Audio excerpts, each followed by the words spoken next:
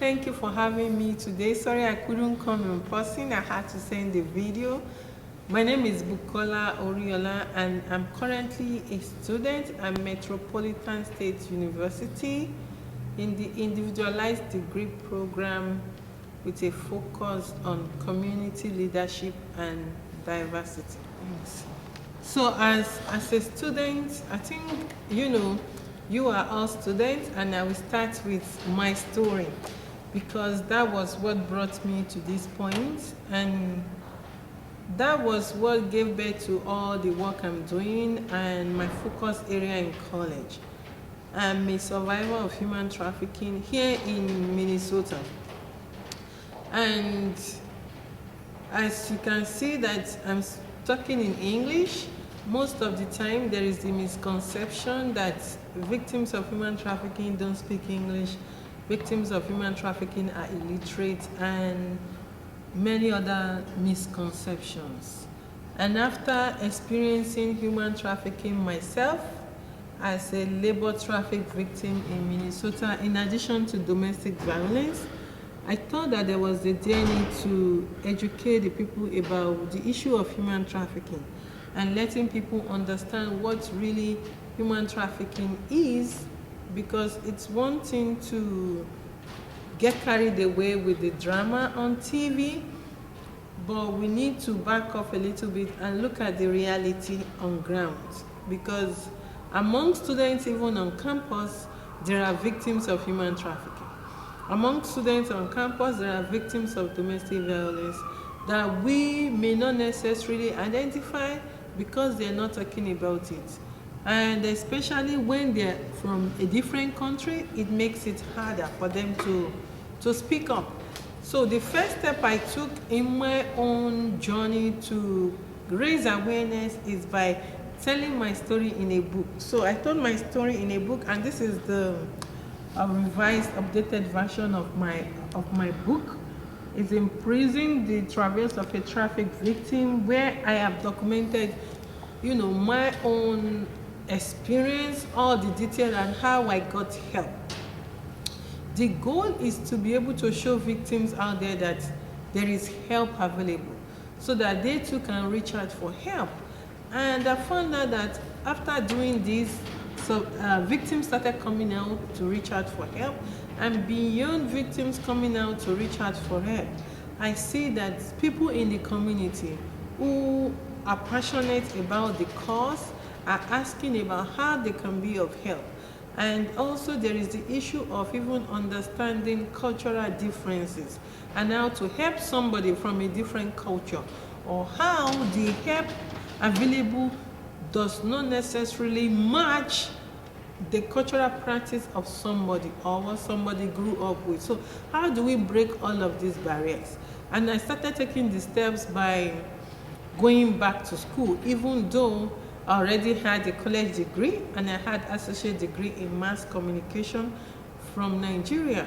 So I decided to enroll back in school here, and I went to Minskill School. I started from Anoka Ramsey in Coon Rapids, and I transferred from Anoka Ramsey to Metropolitan State University, where I am currently enrolled.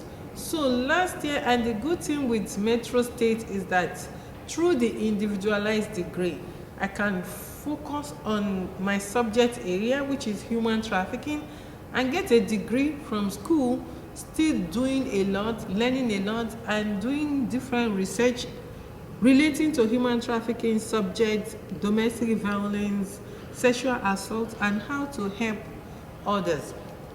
And I thought that I should take my story back to Nigeria, because that was a question that I was asked from the first day that I stepped out. And also, I don't think it's ironic that the first public presentation I made was at a Minskill School, Winona State University, in February 2009.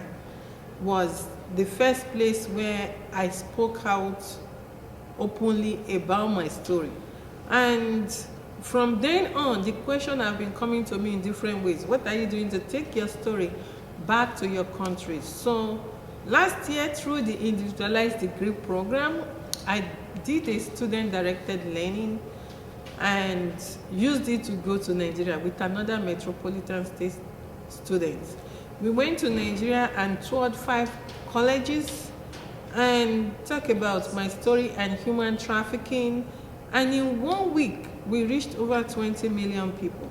And also during that 1 week, I reached students from across the world, from different countries through Periscope app. For those of you who are familiar with Periscope, I'm on Periscope as Bukola and I do live broadcasts. And through that, I had students from different parts of the world commenting, showing interest in fighting human trafficking.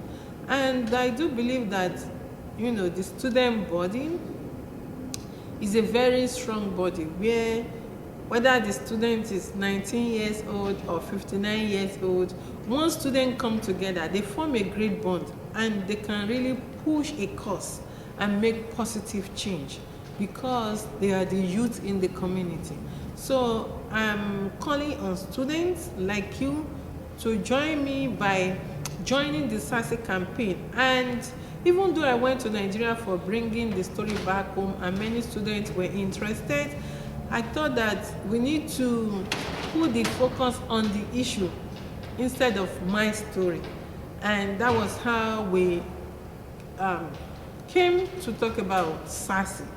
And we decided to launch SAASI. So I actually started a non-profit organization called the Anyton Story.